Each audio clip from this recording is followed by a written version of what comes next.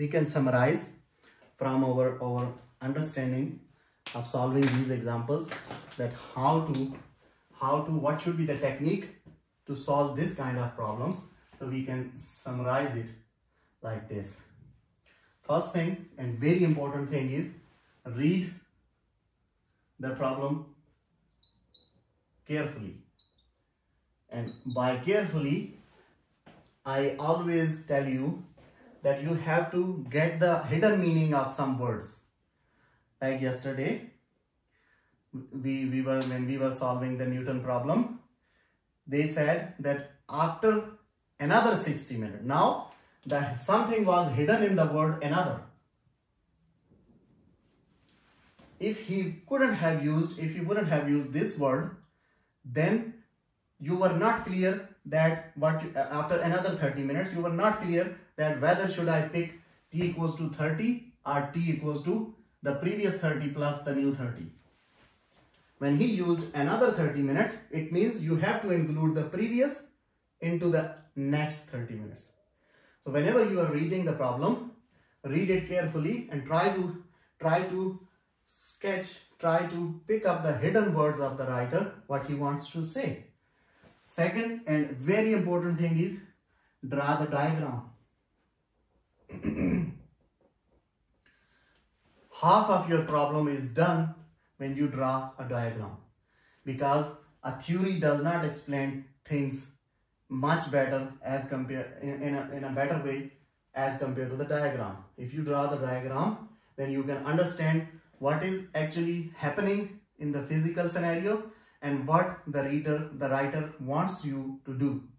So from the diagram, you can understand the things easily. So whatever you understand from the theory, first thing is read the problem one time. If you don't understand, read it again 2 times, 3 times. So whatever you get from reading the problem, then sketch the data, pick up the data and try to draw the situation physically. And sometimes it is not possible to draw the diagram. So it does not mean that if you will not draw the diagram, you will not be able to solve the question. No, it's not that case. Sometimes it's very difficult to draw the diagram, so you can skip this step. But this step is always important. You have to get the hidden meanings. Third point is introduce notations and assign symbols. Whenever you are talking about the volume, you should know that what is the dignified, what is the universal notation for the volume. So whenever you get the data, then try to give them symbols. Volume is V, radius is R. Now this R is the radius of inner surface, and capital R is used for the radius of the outer surface, blah blah blah. So try to assign these symbols to them, time in t and everything. So this is the third point.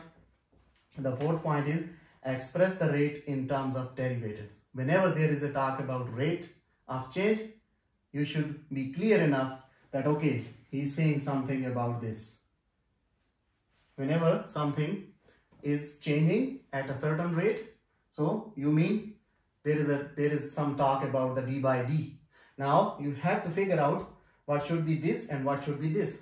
This is the quantity which is changing, and this is the culprit who is changing this quantity. This is the boy who is actually doing the harm to change this quantity. So you have to figure out these two things, and these two things are very important, but this is most important.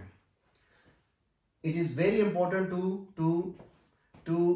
it is not important to find out the person who has been damaged by some other person, or who is harmed by some other person, but it is very important to find out the culprit, to find out the culprit so that he can be stopped to do the damage to other people.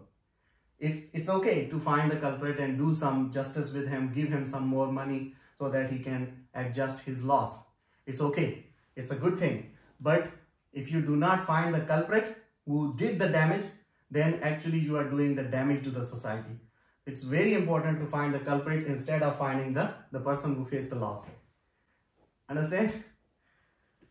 Yes. As motivational lecture.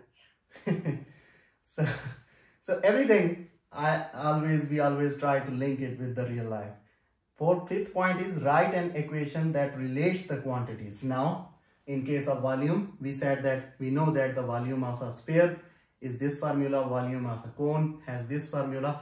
What is happening? Every formula is actually relating the quantities with each other, and they are giving us some ratio, and previously some mathematicians, they have done this effort to define that what will be the change in one quantity, what will be the ratio of the change in other quantity according to the one quantity.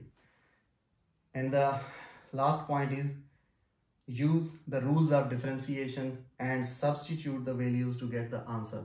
So that is why first we have studied the differentiation rules, and then we have applied them. Then we have tried to solve the problems in real world by using our knowledge of differentiation. If you do not know the chain rule, then how can you solve a problem which involves a chain rule? So first you have to understand the chain rule, then you can solve a problem which involves the chain rule. So it is important to understand the rules of differentiation before going to solve the problems that involve the rate of change.